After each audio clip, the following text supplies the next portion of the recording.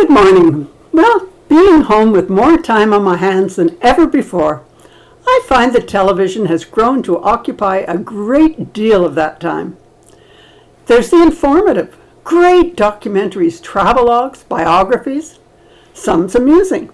And I have become an absolute addict to the Big Bang Theory and Young Sheldon. But far too much is terribly depressing. And that pretty well covers the news of the world, whether from the perspective of CBC or BBC, CNN, Fox, or RT. Some of the numbers you hear of the inhumanity of humanity is mind-boggling. Over 100,000 people disappeared in Mexico last year, largely as a result of the drug cartels and a government incapable of protecting its citizens. But think about that. Mexico is the third arm of our North America, the nation with which we trade and where we vacation. North Korea setting off rockets with alacrity and ever greater strength as their own population starves to death. Ethiopia, once a great kingdom with diversity of faiths, home to the lost tribe of Israel and one of the earliest Christian communities, that generosity and respect for a diversity of religions has disintegrated into chaos, hatred, and superstition. And Ethiopia's very existence is threatened with division into the 80 varied ethnic groups where ancestral bloodlines command adherence, rather than working toward a future for the benefit of all. Iran rattles the atomic bomb challenge of the West. Troops amass on the borders of the Ukraine and Russia, and mutual suspicion and antipathy between East and West once again rears its ugly head. Meanwhile, China exploits its fiscal power to colonize small nations and to press members of all faiths to accept their overlordship.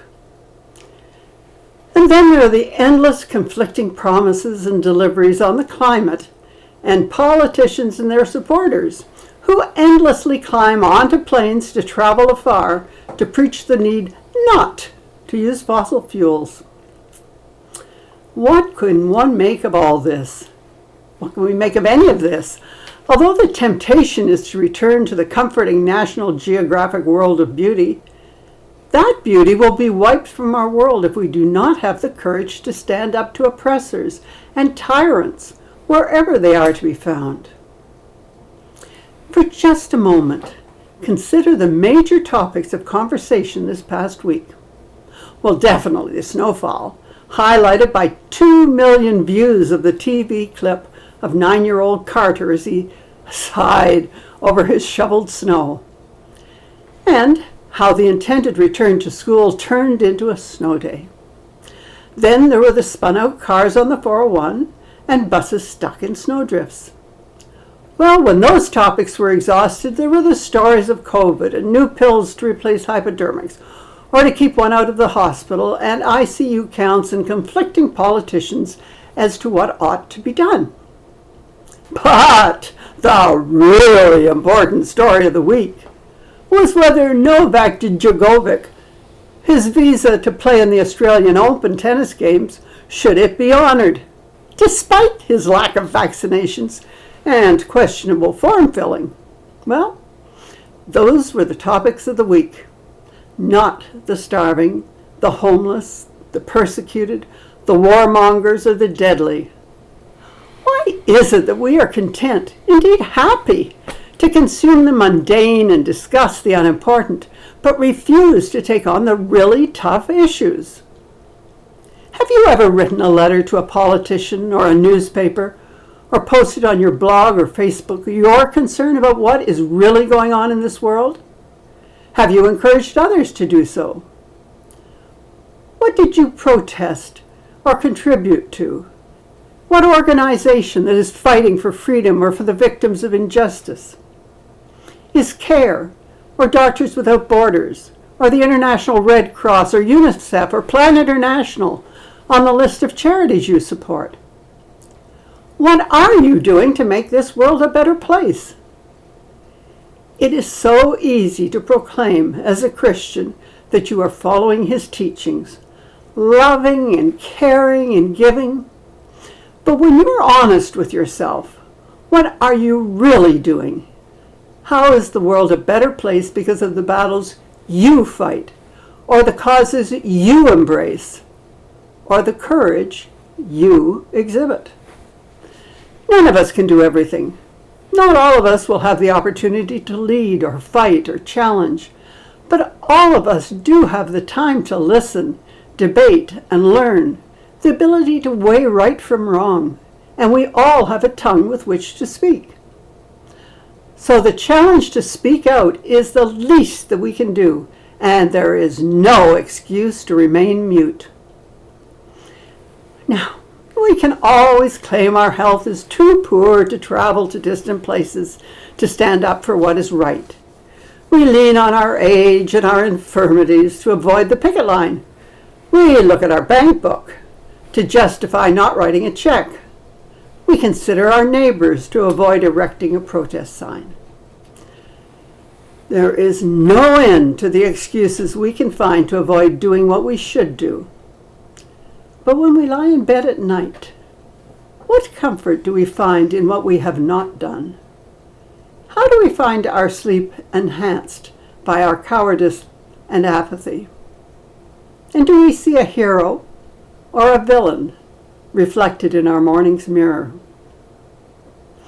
There are times when the usual distractions of day-to-day living are reduced to the most minimal. No dinners out, no gatherings of family or friends, no traveling to distant shores. So there are no excuses not to expend one's energies in making for a better world. No excuse not to be looking beyond the trivial and the amusing, the weather and the sports heroes in our own backyard. This is a time when one can commit to something bigger and better than each of us, to a cause that can make a real difference, not just for now, but for the future. Your voice and your time are yours alone to control. You can lift your voice to defend the weak and the oppressed and to oppose the oppressors. You can use your time to volunteer, to support others in need, both here and abroad. Or you can choose to discuss the weather and the impact of not being able to go to your gym or eat at your favorite restaurant, or the aches and pains of shoveling the snow. It's all up to you. It has been said that at the end of one's life, it is not what one has done that one most regrets. It is what one left undone, what one failed to do. Whether it was not spending time with those you love, or not making the pilgrimage to Jerusalem, or not defending and speaking out for those in need of your voice. And it's all your choice. It is your time and energy and your abilities to do and care. So make that choice wisely, for it is not a decision just for today. It is not just a decision for you. It's a choice for the future of all, and that matters. Each of us is accountable for the life we live. It's not enough to merely live a good life, going to church on Sunday and not cheating or stealing or breaking any of the commandments. We need at the end of our lives to be able to look back and know that we made a difference, that the world is a better place for our having traversed through it, that we have fought for the right, fought to make the world a better place for the underdog, whether on the streets of our city or in the battlefields of Somalia, with the tortured Uyghurs or the circumcised, threatened girls of Egypt. We may not succeed, but such efforts are never in vain. Standing up for good and justice and the right is always worthwhile. Take a moment and imagine what will be said in your eulogy. When your life has come to an end and you are safely in heaven, what will those you have left behind have to say about you? Will you take justifiable pride in their words, or will you be filled with the regrets of not having done what you could have done, that the hockey score on Saturday night was of greater interest, than the body count in Mexico? Will those you loved be consoled in knowing that yours was a life lived to the full, both for yourself and others? And will you enter through St. Peter's gates, wishing you could have done more, but content in the knowledge that you tried and did? Well, that's sufficient thoughts for a new year and new resolutions and a new day. So may it be. Amen. Just remember, it is not sufficient to just live. Your life must stand for something, mean something, make the world better, some way, somehow. Grasp that challenge and just go for it.